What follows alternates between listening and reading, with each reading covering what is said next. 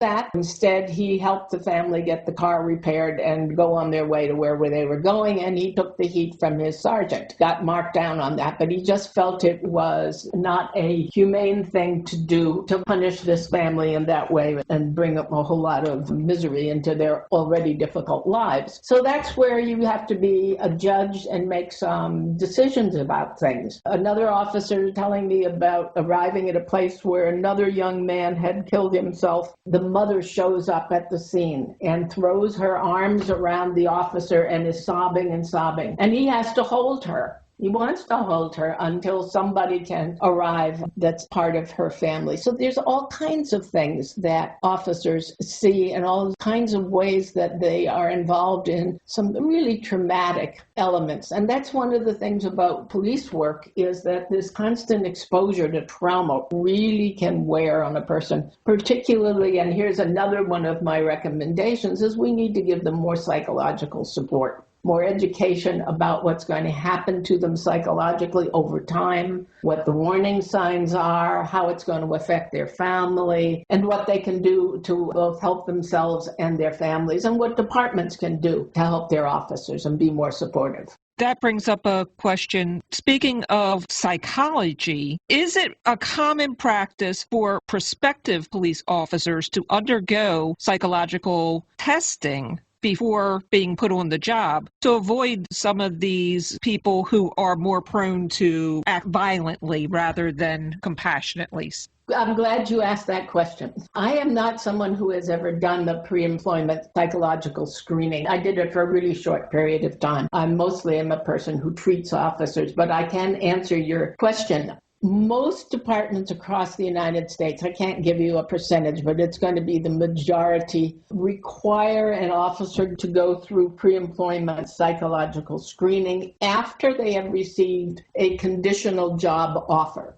So the department will say to them, hey, we think you're great, go see the shrink. If the shrink thinks that you are, all they're measuring is suitability or non-suitability, then we'll go ahead and hire you. Now, my friends who do this screening, and there are lots of them, the majority of police psychologists spend most of their time doing these kinds of assessments. They have worked very hard to perfect the psychological screening over the years. The problem is there is no way to screen psychologically for things such as racism. You can screen for anger management, you can screen for impulse control, you can screen for people who might be sociopaths. Very often those people have already fallen out of the process a long time ago. An officer also gets two trained background investigators who go and check things like prior job performance, relationships, financial records, traffic records, a whole wide scope of things.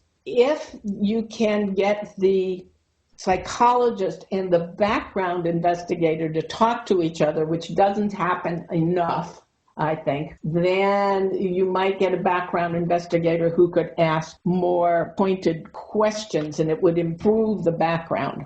What my colleagues who do this assessment also say is that sometimes an officer that they think may have a problem with certain attitudes, that officer matches the culture of the department in such a way, because the psychologist does not make the decision to hire or not to hire, the department does. So sometimes they can think that this is going to be a problem officer, but they fit in with the culture of the department. That's a big problem. And as somebody, I can't remember who, said in the New York Times not too long ago, culture eats policy for breakfast. So culture it overrides a lot of things, including the pre-employment screening. The other thing to remember as well is that pre-employment psychological screening is good only for 1 year because the job changes people. We hire, as I said earlier, happy, trusting, optimistic, kind people, and then after they're on the job for a year or more, the job begins to change them. from what they see, from the traumas they accumulate, from the people who lie to them, from the nice person that they thought was pulling out a license to show them and then instead pulls out a weapon. From all the things that happen to them, they change on the jobs. There's constant going over and trying to improve psychological screening. They are only good at screening out people. They cannot predict who's going to make a good cop. Well, it sounds like the First Responder Support Network might address this. Can you explain what that is? So the First Responder Support Network is a largely volunteer organization. I've been volunteering there for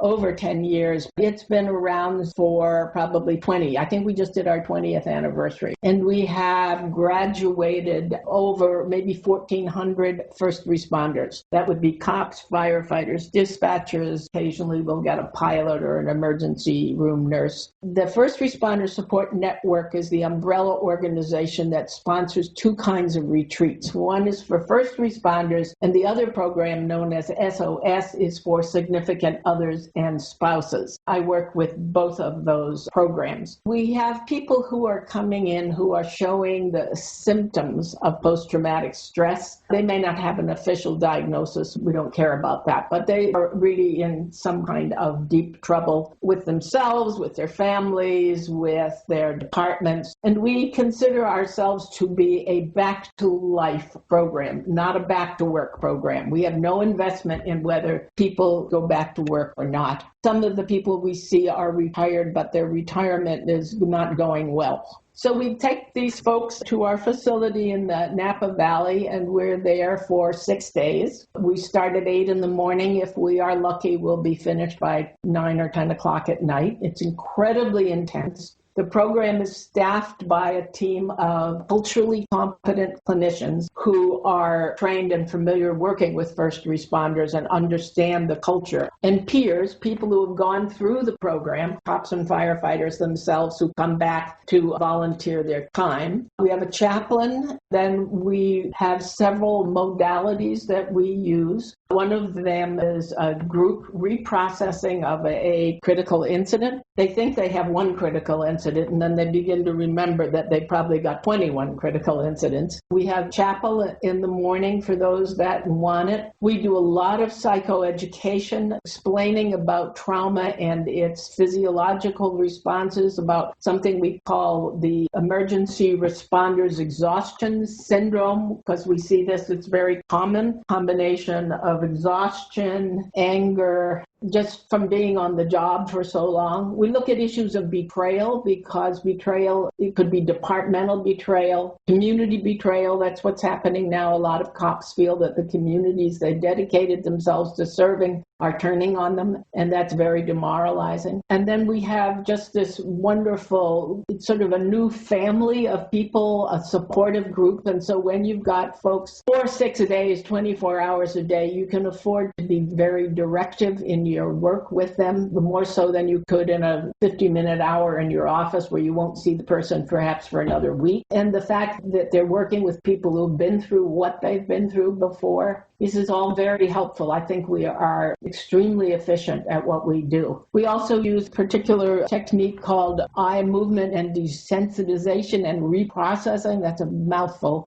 We call it EMDR, and it's sort of bilateral stimulation of the brain, because we know now that traumatic memories are stored differently in the brain from ordinary memories. And this seems to really unblock memories that are either hammering at people all the time and they can't stop thinking about something, or they've blocked so much that the rest of their life has become distorted by their efforts to keep away from a particular memory. Do you think that the stay-at-home order because of the pandemic has exacerbated the initial violence and destruction of the George Floyd protest? Well, I think I said earlier, I think we're all just ragged. from trying to deal with the uncertainty around this COVID virus, the information that changes day in and day out. I understand how science works. Science is constantly a mopping up operation. You learn something and then you disprove it and change it. Some people are not reacting well to that. They think it's intentional, trying to keep people in an ignorant state of mind. But then it also exposed these other really terrible inequities in our health system between communities of color and white communities. In terms of the violence and destruction, I think most of protesters are there peacefully, and we don't know. The violence and the destruction can come from several kind of anarchist groups or white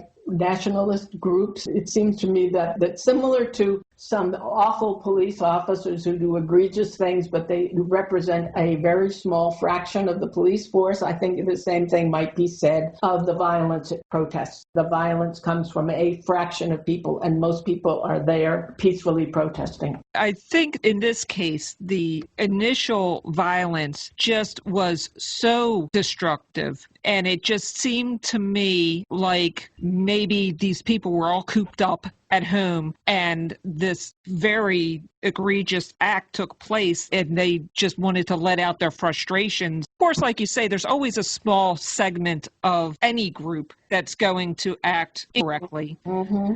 Well, it's possible. I went to one protest. It was a fairly small one. It was about 2,000 people. It was totally peaceful. I haven't gone again because I thought it was too much of a risk in terms of my age to go to these other protests. But that one was peaceful. I think it depends on where you are and what city and what's going on, what's the history of the relationship to the city government, to the police department. We're going to lighten things up a bit, yes.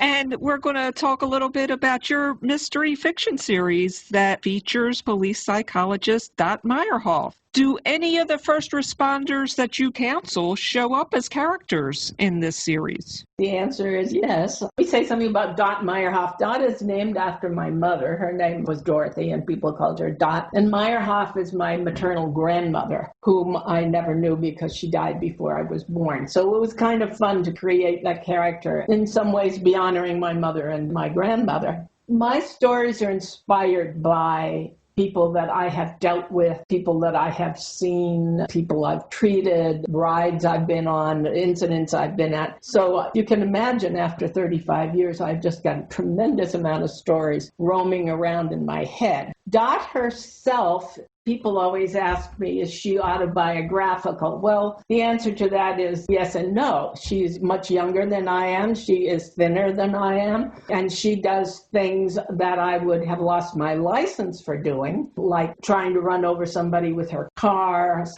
That would be assault with a deadly weapon, impersonating a public official. Well, I take on serious topics because they're things I want my readers to understand about policing, which I think the public often misunderstands. At the same time, I also want them to be a good read and fun for the reader itself. So she does some wacky things a real psychologist would not do, and she's supposed to be counseling cops, not running after crooks. But she gets involved with her clients and never gives up on anybody, which draws her out of the consulting room to do various things in the field, like chasing bad guys. Or as she matures in the books, she uses much more of her psychological insights. She then gets involved with a man whom I have plagiarized my actual husband's entire life for this character of Frank. Talk about basing things on real people. His whole family calls him Frank. His real name is Steve.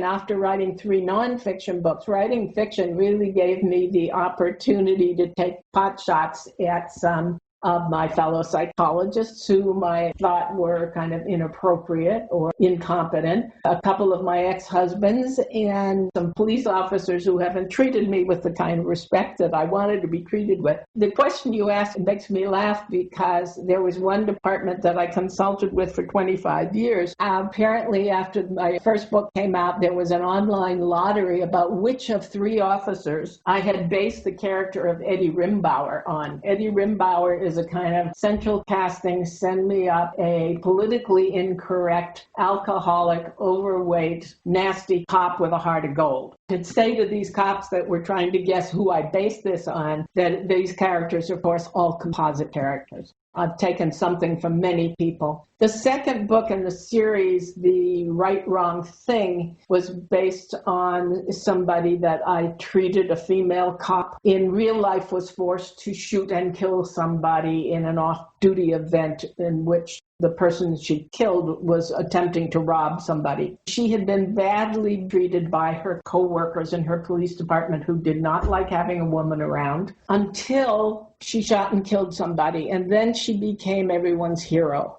And that so appalled her. She said, that's what it takes to be a member of this club. I don't want it. Ultimately, she left her department. So that was a book in which I got to look at two very important things. What it's like to be a female and maybe the only female in a male-dominated profession. And